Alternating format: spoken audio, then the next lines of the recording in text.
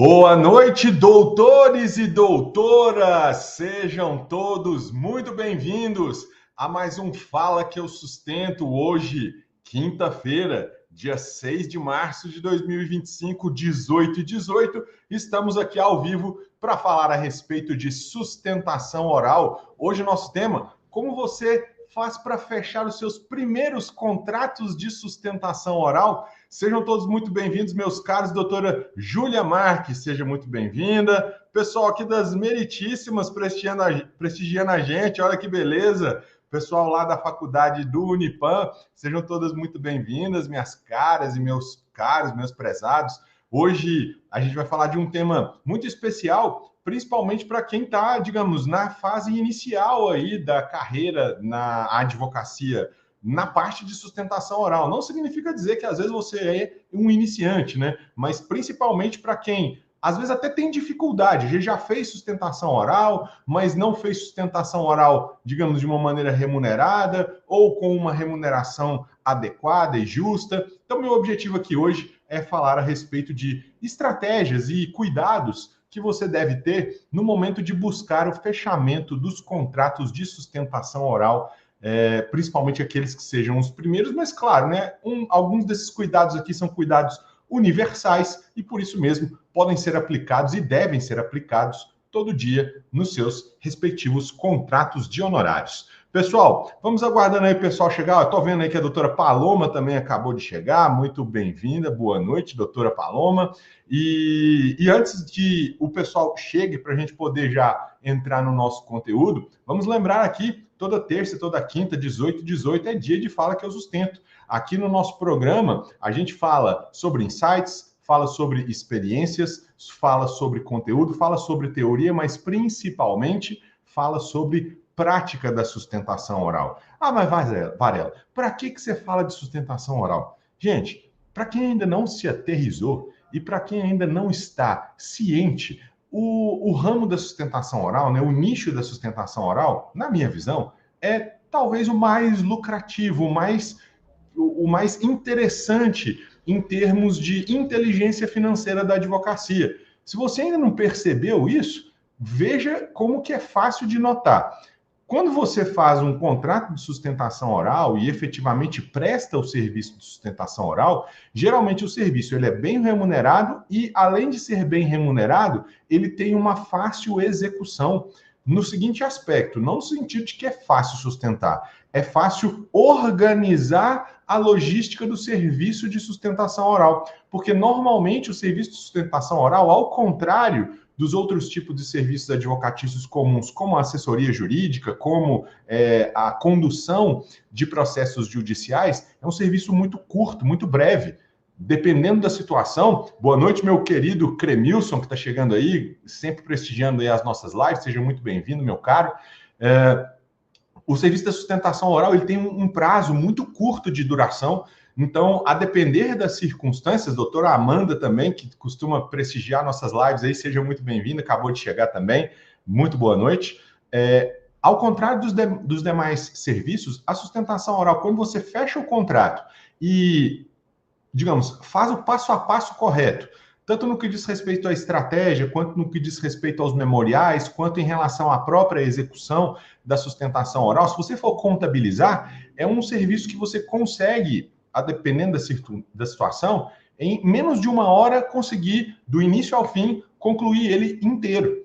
E além de ser um serviço que, com, obviamente, os cuidados exatos, né, com preparação e tudo mais, quando você consegue concluir ele dentro desse prazo e com eficiência, gera um impacto para o cliente muito interessante, porque recentemente isso passou comigo, né? Não vou falar qual foi o julgamento para não comprometer, mas eu tenho certeza absoluta que recentemente eu fiz uma sustentação oral que eu tenho certeza que foi a partir da sustentação oral e dos memoriais, principalmente, às vezes não é nem na sustentação, às vezes é na prévia, né? Na hora de se despachar os memoriais, eu tive a convicção de que, depois, né, eu tive a convicção de que o trabalho feito antes da sustentação com o despacho de memoriais, ele foi fundamental, ele foi decisivo para que o resultado do cliente fosse um resultado favorável, porque tudo levava a crer, talvez eu vou falar desse assunto amanhã no Sexta Sem Dó,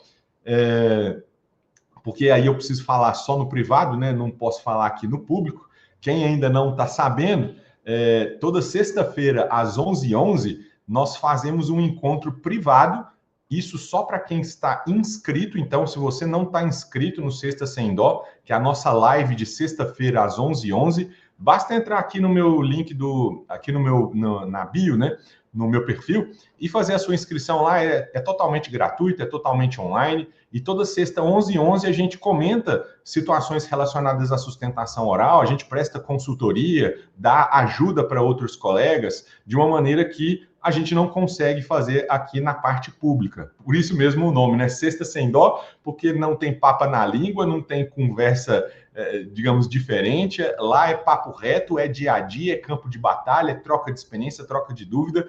E por ser um encontro privado, né? Ele é feito através dessas ferramentas Google Meet, Zoom, né? A gente está ainda aperfeiçoando aí as nossas estratégias de organização online.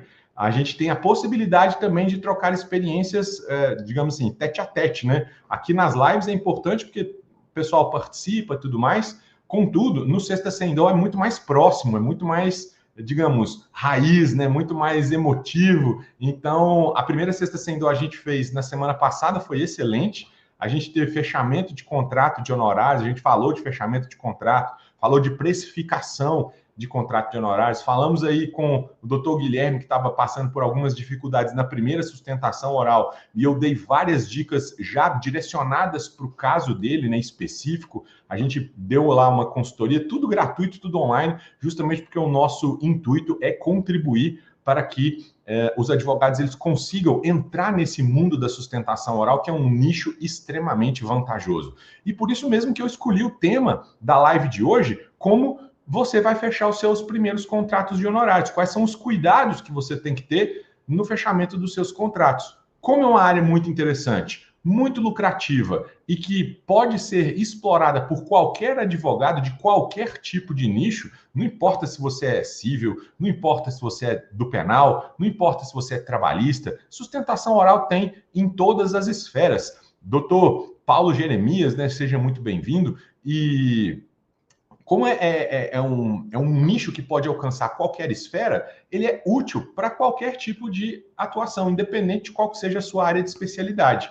Então, eu acredito piamente de que se trata de um nicho pouco explorado, primeiro, para falar de tudo, né? Primeiro de tudo, pouco explorado, poucos profissionais se especializam nesse ramo de atuação, e justamente por ser pouco explorado, quem entra sabe como que é vantajoso. E a minha função aqui é tentar, digamos, abrir os olhos dos advogados para essa área tão lucrativa, tão interessante, e por isso que a gente aqui, toda terça e quinta, 18h18, a gente fala no Fala Que Eu Sustento sobre o que tem de melhor aqui na sustentação oral, e na Sexta Sem Dó, 11h11, toda sexta-feira, a gente também, digamos, avança um pouco mais, né?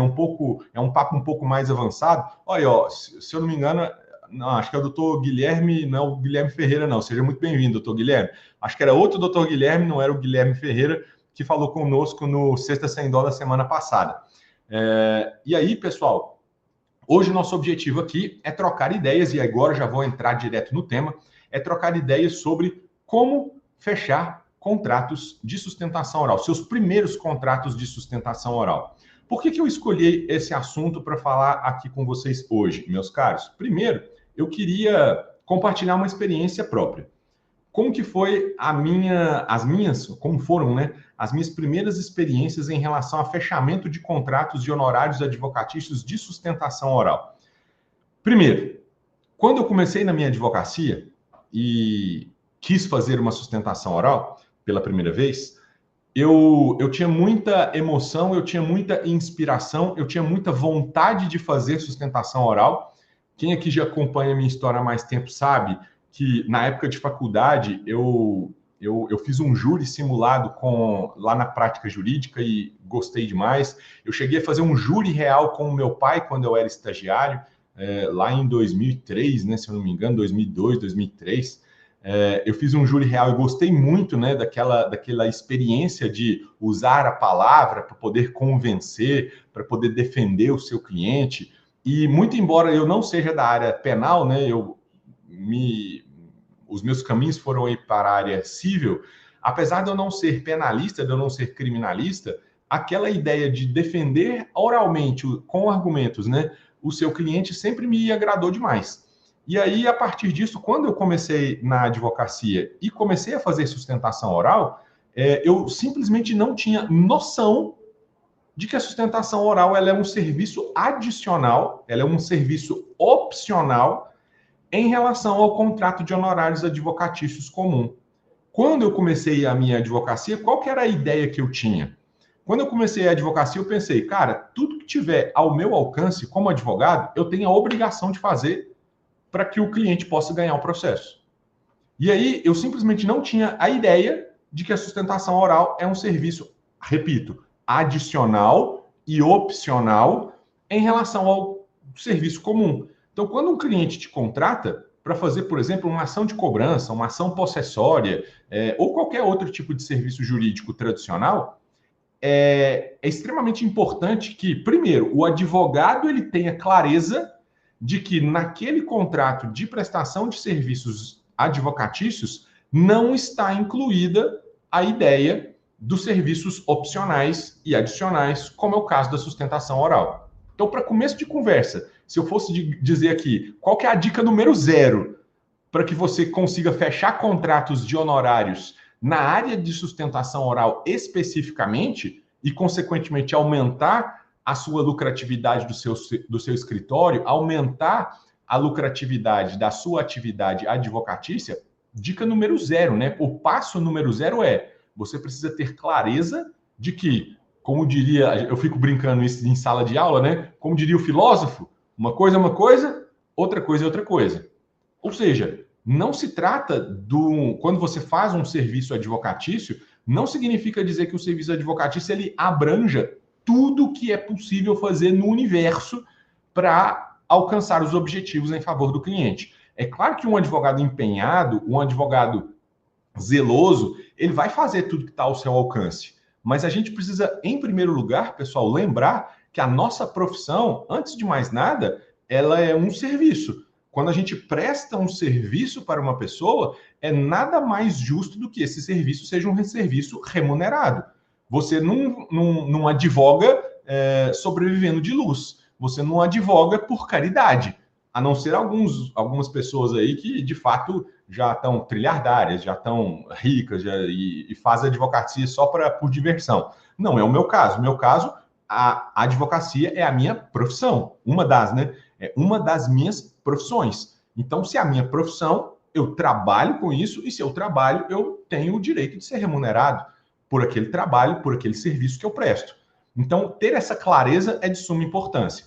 Então, estabelecendo esse ponto de partida, que você tenha a clareza de que o serviço de sustentação oral não está incluído no seu serviço tradicional, vai ser, digamos, muito mais fácil você se posicionar perante o cliente para que ele também compreenda isso. É importante o advogado ter essa consciência pelo fato de que ele tendo essa consciência, ele precisa comunicar ao cliente com clareza essa circunstância. Porque a partir do momento que o advogado tem essa consciência e comunica com o cliente com clareza essa separação de que sustentação oral é uma coisa, é um serviço, e o ajuizamento da ação, o acompanhamento de intimações ou outras atitudes dos processos judiciais são serviços separados, é outro tipo de cenário, né? É importante que essa comunicação ela seja clara para que o cliente perceba, também, obviamente, com clareza, de que se tratam de serviços diferenciados. Também, pessoal, então, quando que isso, de fato, digamos, quando que a chave realmente virou e quando que foi o estalo que isso me atingiu lá no início da minha advocacia? Porque no início eu queria fazer pela emoção. Como eu estava dizendo aqui, gostava de júri, fazia, gostava da defesa oral, fazia. Então, na hora que tinha oportunidade de fazer sustentação oral, e lá nessa época do início da minha advocacia não tinha sustentação oral por videoconferência, então a gente tinha que viajar para Belo Horizonte para fazer sustentação oral lá no tribunal.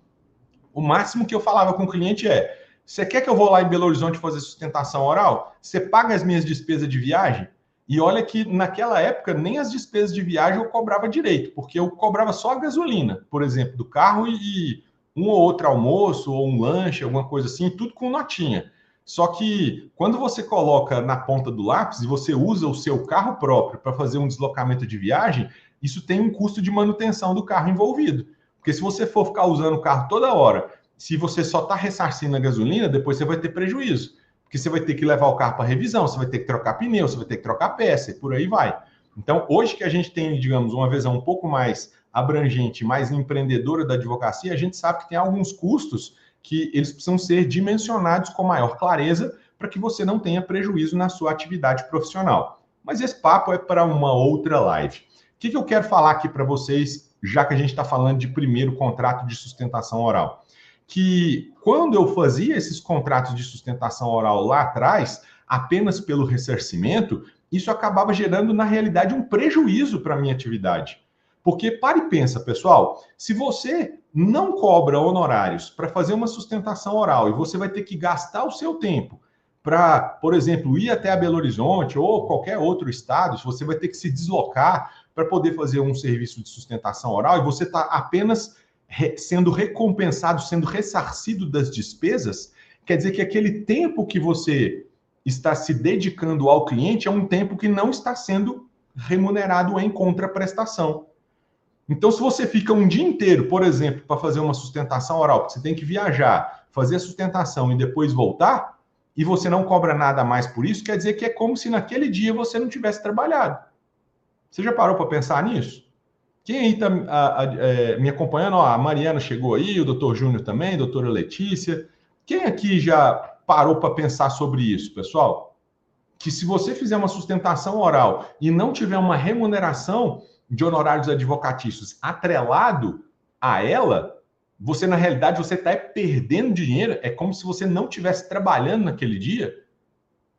Então, quando a gente começa a ter esse tipo de percepção, e foi isso aí que, digamos, me deu o maior gatilho para eu perceber, poxa, eu não posso simplesmente porque eu acho legal, porque eu acho bacana, eu acho emocionante fazer sustentação oral, perder 1 ou 2 dias, dependendo da situação, de trabalho para fazer uma sustentação oral, só, digamos, entre aspas, pensando no benefício do cliente.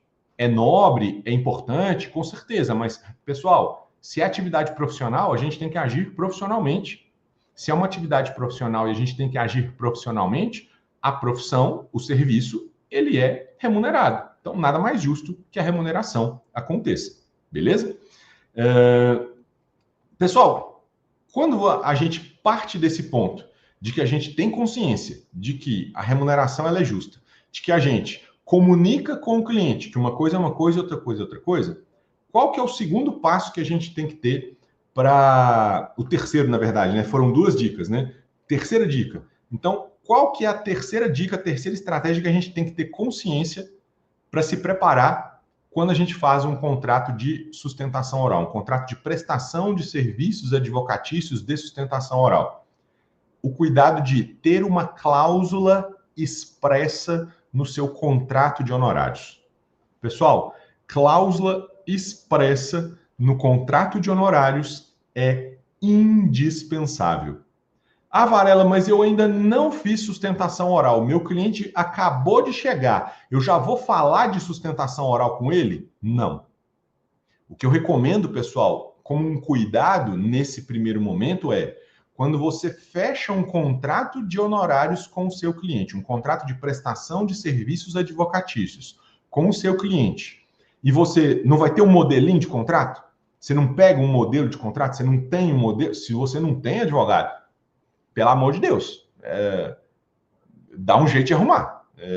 Modelo de contrato de honorários é ponto de partida, né?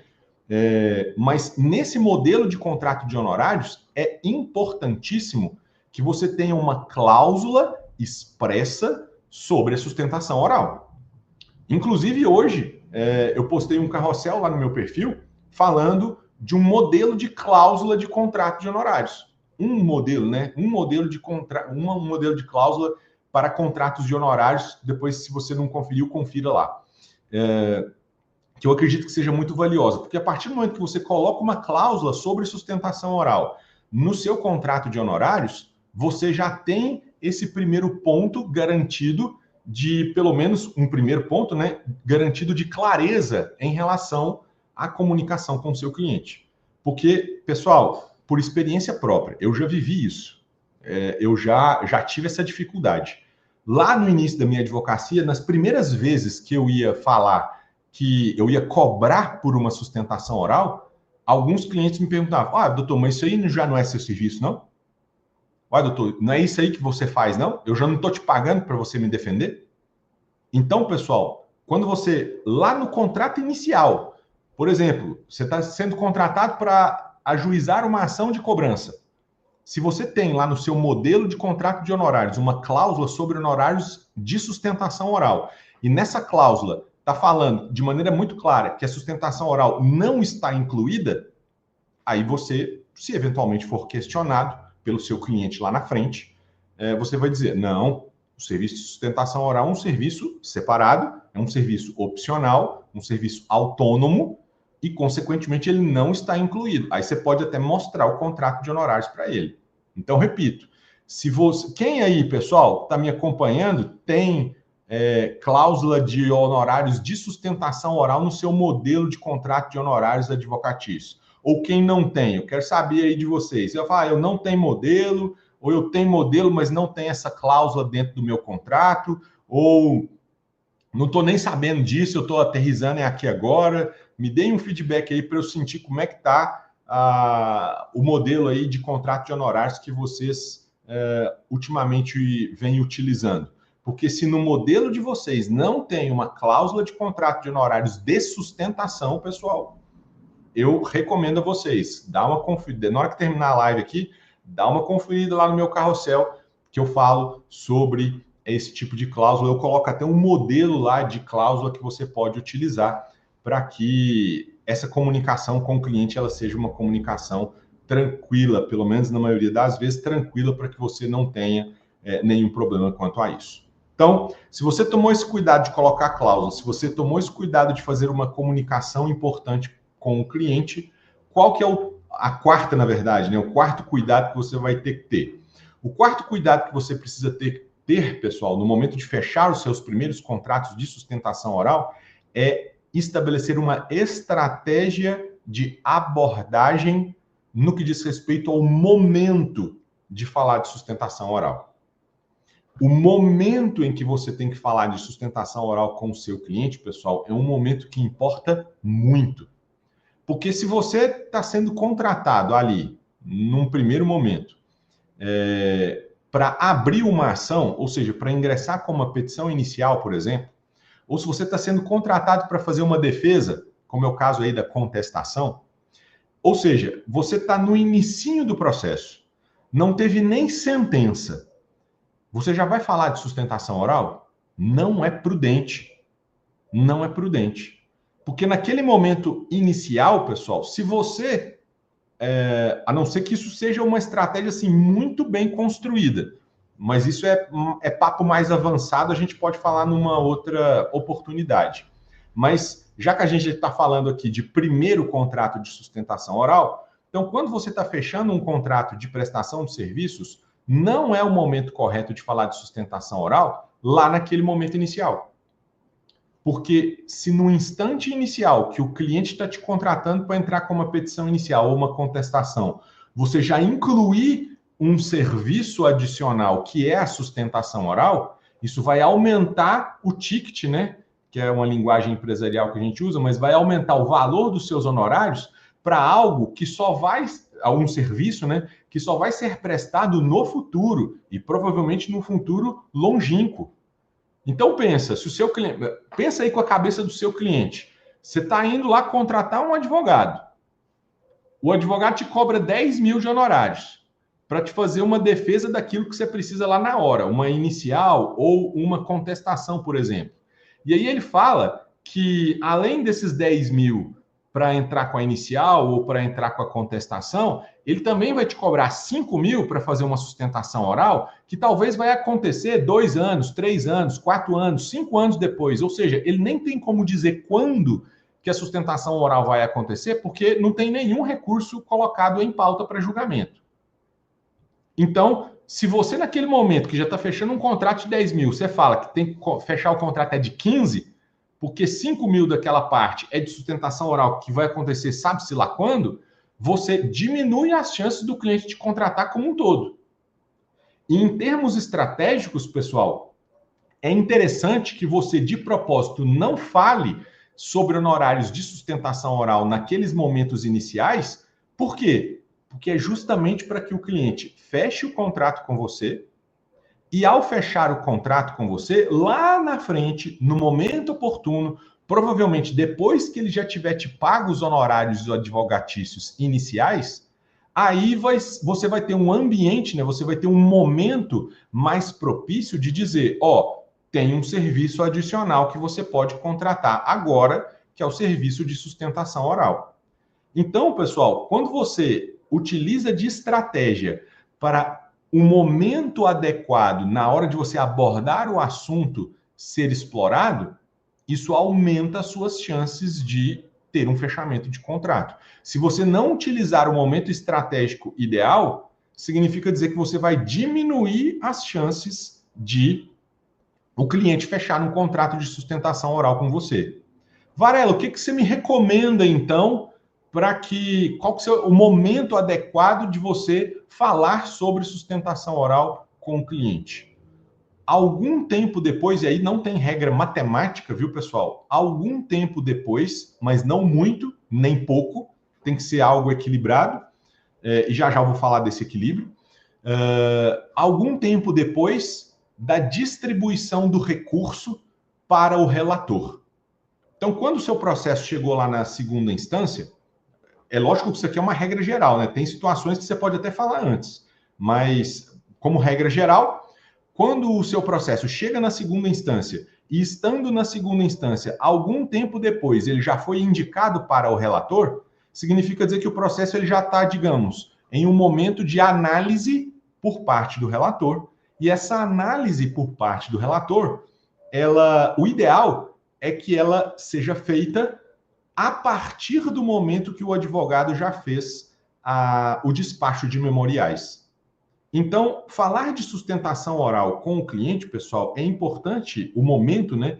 É importante de ser falado, o ideal, dentro desse espaço de tempo, que é nessa oportunidade que o processo está nas mãos do relator, sendo que o relator ele ainda não formou a convicção dele, sendo que o relator ele ainda não colocou o processo em pauta de julgamento.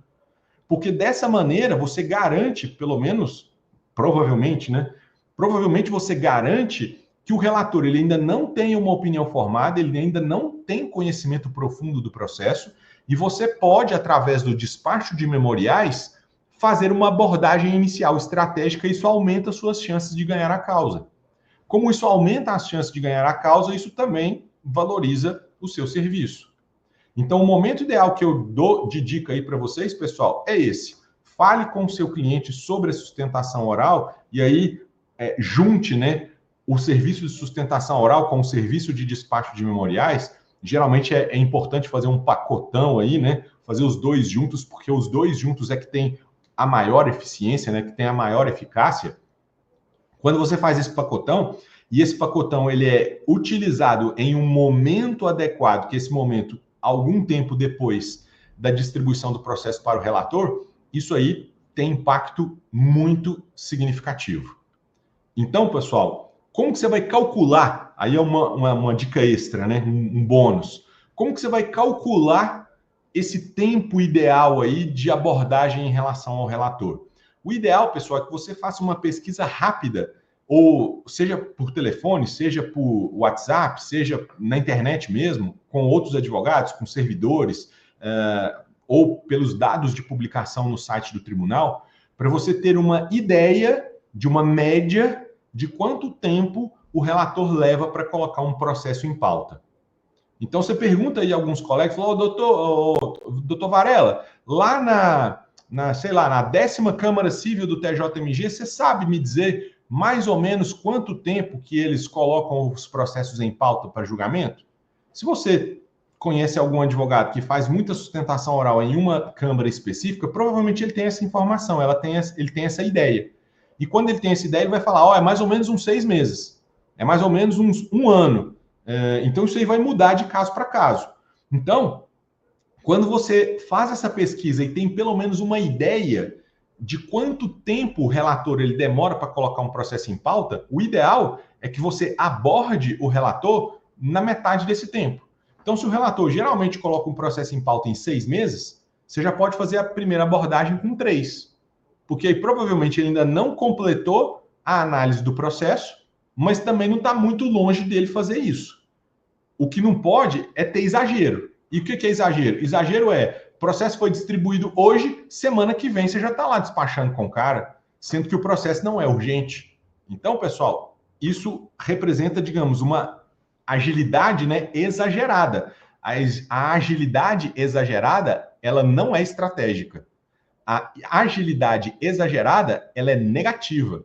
Porque se você, digamos, andar rápido demais, o relator ele vai pensar, cara, eu tenho um monte de processo aqui para cuidar. E o advogado já está vindo aqui me encher o saco de um processo que acabou de chegar, ele não tem paciência, não? Ele não tem outros clientes para defender, não?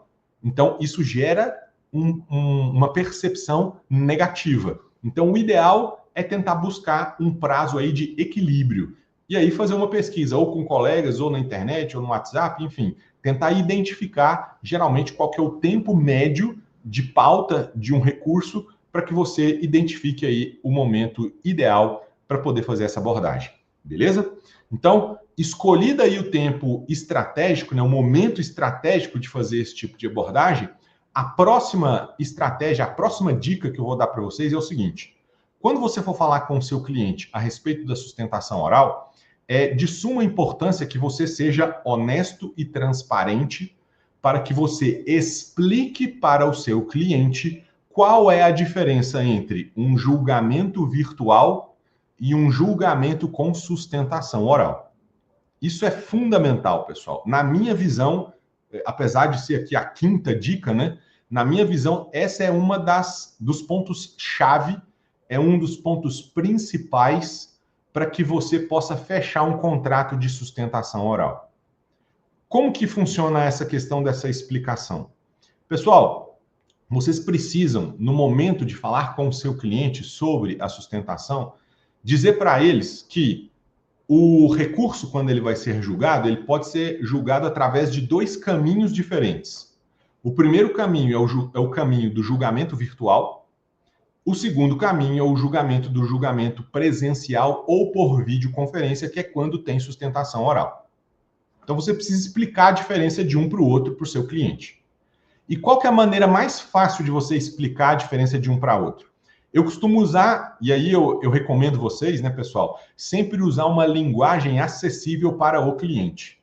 Na minha visão, não faz sentido você ficar usando de palavreado jurídico, de muita pompa, de muita. Como é que pode falar? De linguagem muito rebuscada, porque isso, na realidade, só faz o cliente não entender aquilo que você está dizendo. E se o cliente não entende aquilo que você está dizendo, a chance dele concordar ou contratar é muito pequena.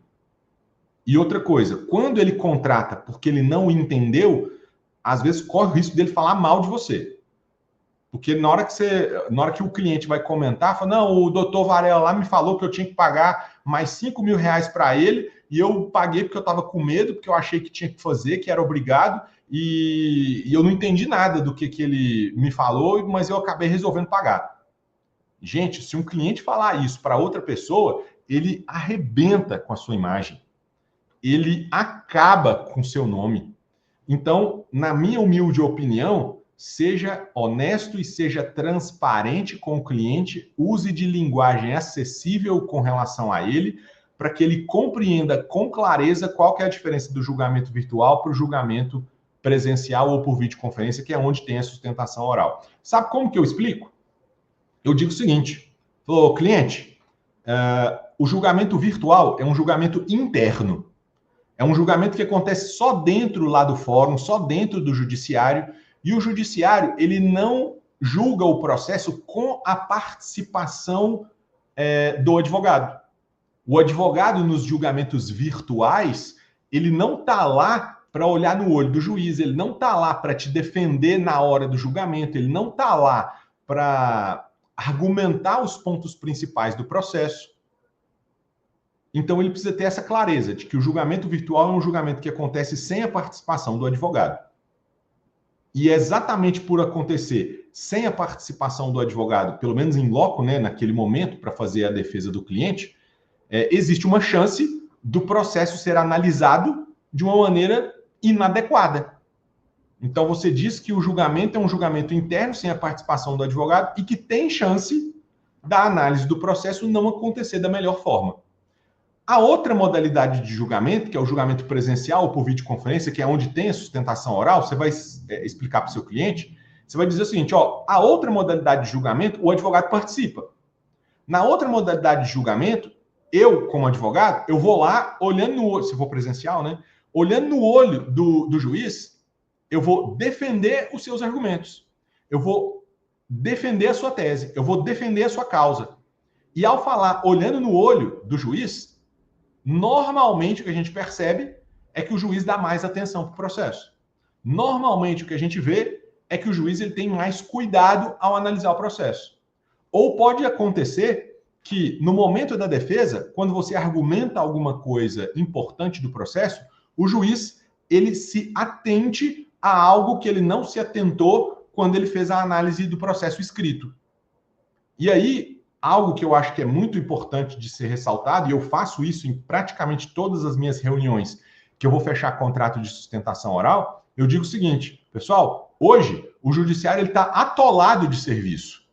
O judiciário, por estar atolado de serviço, você, cliente, você acredita que o juiz, no momento de julgar o processo, ele vai ler todas as páginas do processo com muita atenção? Então, eu faço essa pergunta para o cliente. Você acha que o juiz vai analisar o processo página por página com muita atenção? Se você acha que isso acontece, você não precisa me contratar, porque tudo que eu já tinha para te defender, eu já defendi na parte escrita. Só que eu, como advogado, sei te dizer que nem sempre isso acontece. Então, nem sempre o juiz analisa com muita atenção todos os pontos importantes do processo. E como nem sempre isso acontece, na sustentação oral você tem a oportunidade de, falando com o juiz ao vivo, seja no presencial, seja na videoconferência, e em alguns casos até na sustentação assíncrona, você tem a oportunidade de falar para ele os pontos mais importantes. E aí ter o clique, que às vezes é um clique importante para que você consiga êxito no processo. Então, quando você explica essa diferença do julgamento virtual, que não tem a participação do advogado, que é um julgamento interno, com a diferença, né, para o julgamento que tem sustentação oral, que é o julgamento presencial ou por videoconferência, o cliente ele vai ter essa clareza de que em um dos julgamentos, que é o julgamento virtual, ele pode ter menos chance de ganhar, e no julgamento com a sustentação oral, ele pode ter mais chance de ganhar. Mas como eu disse para vocês no início dessa dica, pessoal, o advogado ele precisa ser transparente e precisa ser honesto.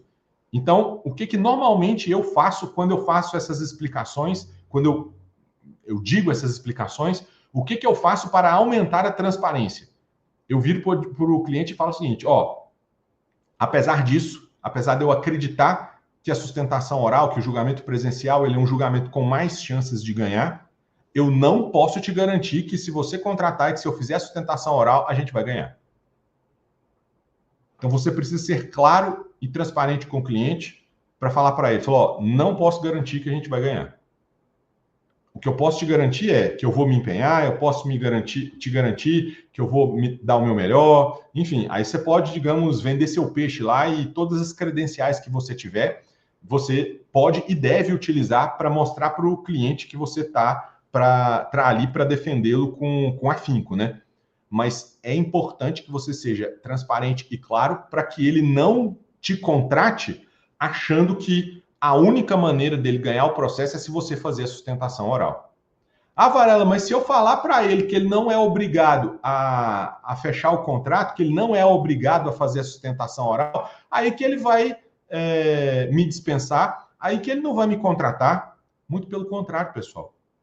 Quando você constrói essa relação de confiança com o cliente e você utiliza dessa transparência, ele vai ter uma confiança a mais naquilo que você está oferecendo. Então, se durante todo o andamento do processo você já começou a construir essa relação de confiança e na hora de fazer uma proposta de um serviço adicional, você deixa claro para ele que o serviço ele é uma opção, que ele não é obrigado a te contratar para fazer a sustentação oral, ele vai sentir maior confiança em você e ao sentir maior confiança em você, ele vai ter mais chance de te contratar. Ah, Varela, mas vai ter vez que o cliente vai achar caro, tem vez que o cliente vai achar que não tem condições. Em relação a essa questão de preço, pessoal, a gente já mencionou em outras lives, e aqui não é o momento para a gente poder voltar nesse assunto, mas basicamente, o que o cliente precisa, pessoal, o que o cliente mais precisa é perceber o valor do seu trabalho, não é o preço. O cliente ele precisa perceber o valor do seu serviço e não o preço. Quando ele percebe o valor, ou seja, quando ele vai entender tudo que você vai fazer para ele, e aí é importante que você explique, né, tudo como que funciona o procedimento de despacho de memoriais, de confecção, de sustentação oral e tudo mais. Quando ele percebe o valor desse serviço, não importa o preço. Vocês conseguem analisar essa diferença, pessoal? Quando o cliente percebe o valor do seu trabalho e não se importa com o preço, vocês percebem? Porque quando ele percebe o valor, mas não importa com o preço, é porque você atingiu o seu objetivo, que é, de fato, conquistar a confiança do cliente e, obviamente, se valorizar pelo serviço que você presta. Se ele vai ter ou não condições de pagar os honorários que você vai oferecer, isso é uma questão comercial e pode ser que funcione, pode ser que não funcione. Vai ter cliente, e isso já aconteceu comigo, vai ter cliente que falou, ó, eu entendo, eu queria muito te contratar, mas eu não tenho condição, não tenho dinheiro.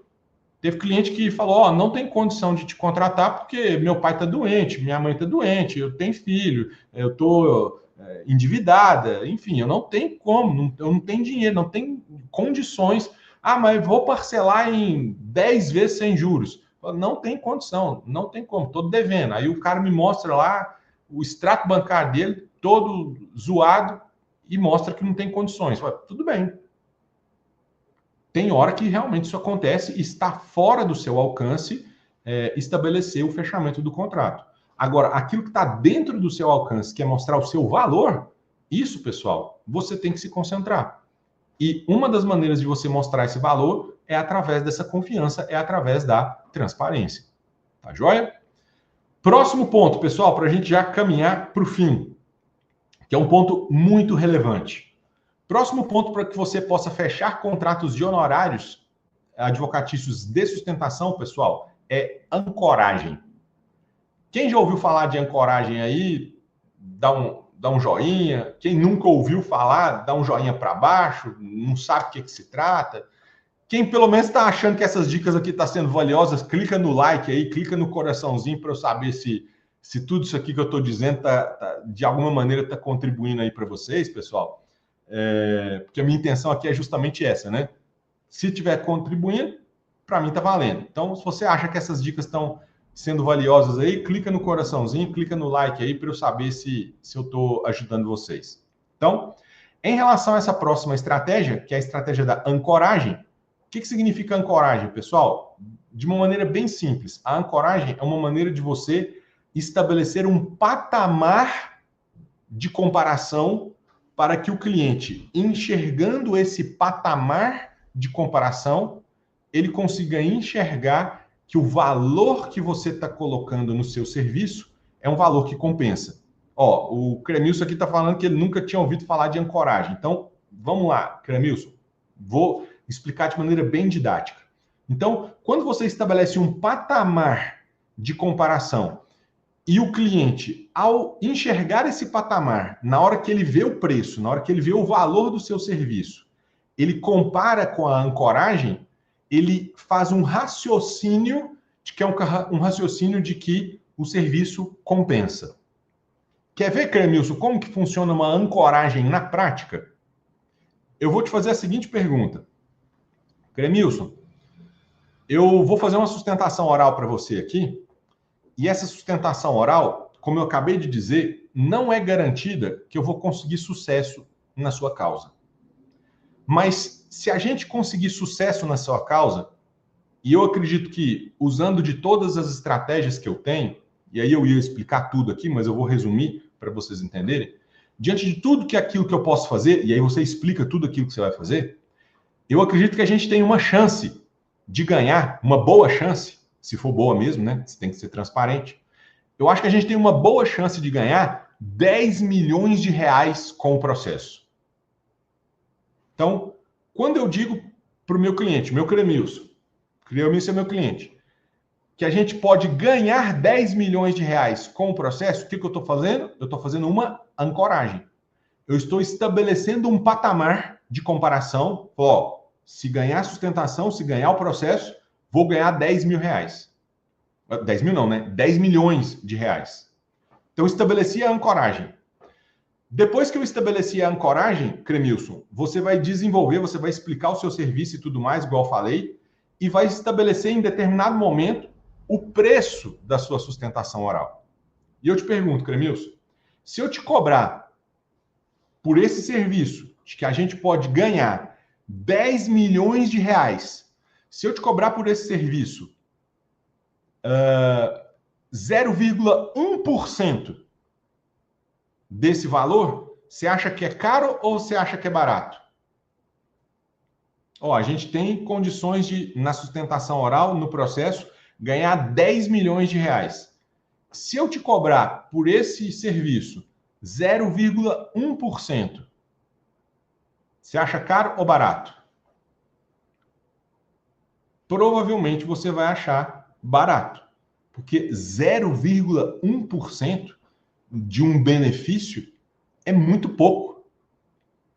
E 0,1% de 10 milhões, se eu não estou me enganando aqui na conta, é 10 mil reais. Ou talvez 100 mil, né? Se for 100 mil, aí bota mais um zero. Né? Então, se for... O raciocínio que eu queria fazer é esse. Se você fala que 10 milhões é o seu benefício e o preço do serviço é 0,1 ou 0,01 e você vai cobrar 10 mil reais por uma sustentação oral, você vê exatamente o que o Cremilson está falando aqui, ó. O investimento ele é barato, porque o custo do benefício do investimento compensa demais. Vale a pena apostar 0,1 ou 0,01 para ganhar 100? Captaram a ideia, pessoal? A ideia da ancoragem é justamente essa. Você estabelecer um patamar e na hora de apresentar o seu preço, esse preço ele parece que é muito pouco. Porque se você fala, por exemplo, a minha sustentação oral custa 10 mil e você não estabelece nenhum parâmetro, pode parecer caro para o cliente. Se ele não tem nada para ancorar o raciocínio dele, se você fala, 10 mil, qual que geralmente é a ancoragem que o cliente automaticamente faz? Porque toda pessoa, na hora que ouve um valor, pessoal, de algo que vai comprar, se não tiver feita a ancoragem de uma maneira profissional, de uma maneira clara, a pessoa ela ancora com base no dinheiro que ela tem.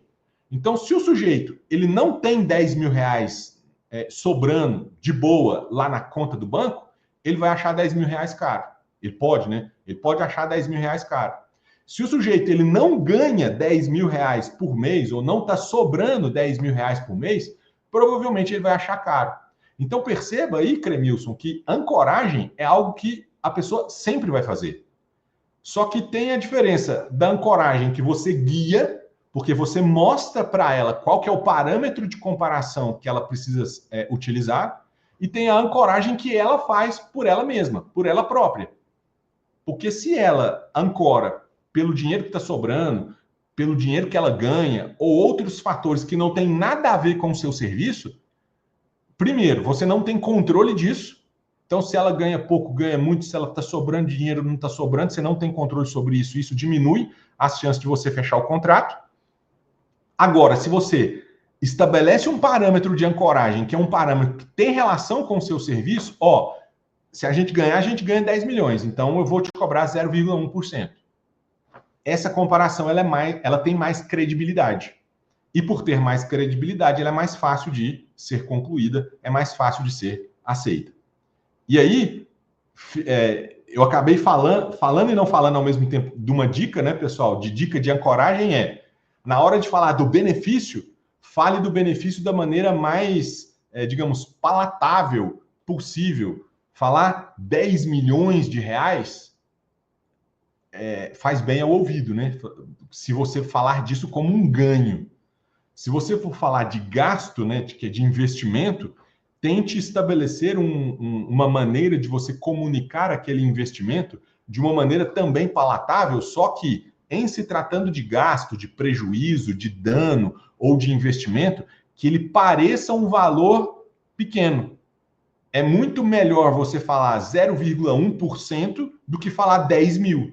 Porque 10 mil reais pode ser que soe caro, dependendo do perfil do seu cliente. Agora, falar 0,1% do benefício tem uma ideia de ser um valor menor. Então, quando você estabelece esses parâmetros de ancoragem de uma maneira profissional, de uma maneira inteligente, de uma maneira pensada, pessoal, você aumenta muito as chances do cliente fechar o contrato de honorários com você.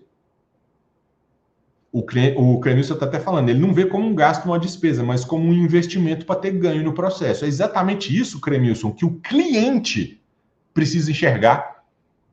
Tá percebendo? O cliente tem que ter essa visão. Esse comentário de você foi excelente pelo seguinte, pessoal, é papel do advogado mostrar para o cliente a realidade do processo, a realidade do serviço de sustentação oral, para que o cliente enxergue isso que o Cremilson acabou de dizer. É o cliente que tem que enxergar como um investimento para ganhar o processo e não como despesa. Porque não adianta a gente, como advogado, enxergar que é importante. Não adianta nada eu, como advogado, saber que a sustentação oral ela é extremamente positiva para o ganho da causa. Que tem hora que você ganha o processo na sustentação oral. Não adianta nada. Eu, como advogado, saber. Quem tem que saber disso é o cliente na hora de fechar o contrato com você. Porque se o cliente não souber que isso é importante, se ele não tiver consciência de que isso é importante, significa dizer que ele não vai fechar o contrato com você. Para que ele vai gastar 10 mil reais com você, 5 mil, 20 mil, dependendo do caso, se ele não percebe o valor por detrás do seu cliente, do seu serviço? Se ele não percebe que o investimento compensa? Se ele não percebe que ele está botando 10 para ganhar 10 milhões, se ele está botando 5 para ganhar 5 milhões e por aí vai. Aí depende de caso para caso, né? Então, se não houver essa percepção de valor, e a percepção de valor ela é feita através da ancoragem, você acaba diminuindo as suas chances de fechamento de contratos. Beleza, pessoal? Gente, então hoje todas essas dicas aí sobre cuidados de realização de contrato dos primeiros contratos, né, de sustentação oral. Eu espero que tenha sido valioso para vocês. Eu agradeço demais o tempo que vocês se dedicaram aqui para me assistir, para poder compartilhar aqui dessas experiências, essas intervenções aí que vocês fazem, as perguntas e tudo mais. É sempre muito valioso e eu fico agradecido demais de ter esse momento aqui de troca. Mas lembrando que a troca mais positiva, a troca mais intensa e a mais honesta, digamos assim, é a que acontece amanhã, sexta-feira, sem dó, porque sexta sem dó, 11h11, é onde a gente se reúne num grupo privado, que para você participar basta clicar aí na minha bio e fazer a inscrição no Sexta Sem Dó. O Sexta Sem Dó é um encontro gratuito, um encontro online, mas apenas para quem está inscrito. É um link de Google Meet, de StreamYard, de Zoom, independente de qual que seja a ferramenta que a gente vai utilizar, mas é uma sala privada onde a gente se reúne para falar daquilo que a gente não fala aqui no público, na parte de sustentação oral. E lá tem ouro, viu, pessoal? Convido, então, todos vocês a participarem do Sexta Sem Dó. Se você não está inscrito, vai lá na minha bio, se inscreve e participe conosco amanhã, sexta-feira, 11h11. E toda terça, toda quinta, 18h18, é hora de Fala Que Eu Sustento. A gente se vê, então, na próxima terça-feira. Beleza, pessoal? Muito obrigado mais uma vez pela presença de todos e até mais. Um abraço, galera. Até a próxima.